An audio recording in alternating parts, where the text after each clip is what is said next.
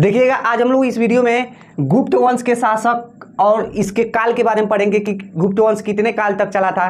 तो चलिए आइए हम लोग वीडियो करते हैं स्टार्ट। और इस चैनल पर जो नहीं होंगे वो चैनल को सब्सक्राइब करेंगे ताकि आपको पढ़ाई से रिलेटेड वीडियो सबसे पहले आप तक पहुंचे। तो देखिएगा हम लोग पढ़ेंगे कि गुप्त वंश के शासनकाल जो हमारा 275 ईस्वी से 570 ईस्वी तक चला था। इसमें देख लेते हैं कि गुप्त वंश में कितने शासक थे, इनके बारे में आज हम लोग इस वीडियो में पढ़ेंगे। तो देखिएगा ध्यान दीजिएगा, पहले नंबर पाते हैं चंद्रगुप्त प्रथम जो हमारा 319 ईस्वी से 335 ईस्वी तक चला था। इन्होंने क्या किया था कि चंद्रगुप्त प्रथम ने 319 से 20 ईस्वी में गुप्त संवत प्रारंभ किया।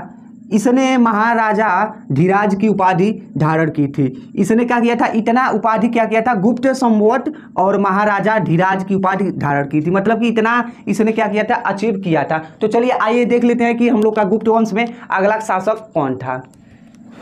तो देखिएगा दूसरा नंबर पाते हैं समुद्रगुप्त। जो समुद्रगुप्त हैं 335 ईस्वी से 375 ईस्वी तक क्या किए थे, शासन किए थे। देखिए क्या करा है कि समुद्रगुप्त गुप्त वंश का एक महान योद्धा तथा कुशल सेनापति था। बहुत ही मेहनती और हार्ड वर्किंग सेनापति था।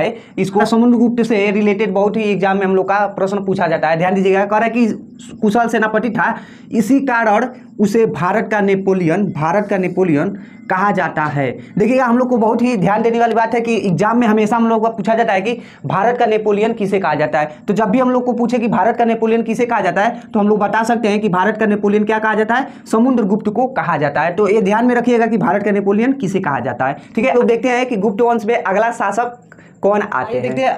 देखिएगा तीसरे नंबर पर हमारा आते हैं चंद्रगुप्त द्वितीय आते हैं जो 380 ईस्वी से 412 ईस्वी तक राज्य किए थे। ये क्या कर रहा है कि इसमें से देखिएगा बहुत ही एग्जाम में हम लोग का प्रश्न उठ के आता है। क्या आता है देखिएगा, हम आगे बता रहा हूँ आपको। कह रहा है कि चंद्रगुप्त द्वितीय का काल साहित्य और कला का स्वर्ग युग कहा जाता है। देखिएगा हम लोग को ध्यान में दीजिएगा कि कला का स्वर्ग युग कहा जाता है। किसे कहा जाता है, तो चंद्रगुप्त द्वितीय को कहा जाता है। पूछ देगा हमारा एग्जाम में कि कला का स्वर्ग युग किसे कहा जाता है, तो आपको बताना पड़ेगा कि चंद्रगुप्त द्वितीय के शासनकाल में कला का स्वर्ग युग माना जाता था। और ये भी पूछ सकता है कि साहित्य और कला दोनों एक ही पूछ सकता है, या तो अलग पूछे या तो दोनों एक ही पूछ सकता है। ठीक है, ध्यान दीजिएगा।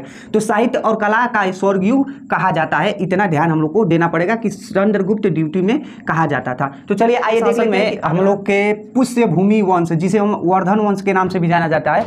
देखिएगा 606 ईस्वी से 647 ईस्वी तक ये चला था वंश। ठीक है, तो कह रहा है कि हर्ष ने अपनी राजधानी थानेश्वर से कनौज स्थानांतरित की। यहाँ से हम लोग का सवाल पूछ सकता है कि कौन से शासक वंश में क्या किया गया था, थानेश्वर से कनौज स्थानांतरित कर दिया गया था। तो हम लोग को बताना पड़ेगा कि वर्धन वंश में किया गया था। ठीक है, अगला क्या करा, फिर क्या करा हमारा, उसी में उसने संस्कृत में नागानंद, रत्नावली तथा प्रियदर्शिका नामक नाटकों की रचना की थी। हम लोग का यहाँ से भी सवाल पूछ सकता है कि संस्कृत में नागानंद, रत्नावली तथा प्रियदर्शिका नामक नाटक की रचना किसने की थी। तो हम लोग को बताना पड़ेगा कि क्या किया था, हर्ष ने किया था। तो यहाँ से ध्यान देने वाली बात है कि नागानंद, रत्नावली, प्रियदर्शिका, ये तीनों हम लोग को ध्यान देने वाली बात है। या तो हमारा तीनों एक ही पूछ सकता है या तो अलग अलग करके हम लोग का क्वेश्चन पूछ सकता है। तो आई होप आप लोग को इस वीडियो में जितना भी मैं टॉपिक के बारे में पढ़ाया हूँ आप लोग को समझ में आएगा। अगर आप लोग को वीडियो अच्छा लगा हो तो लाइक एंड सब्सक्राइब करना ना भूलिएगा।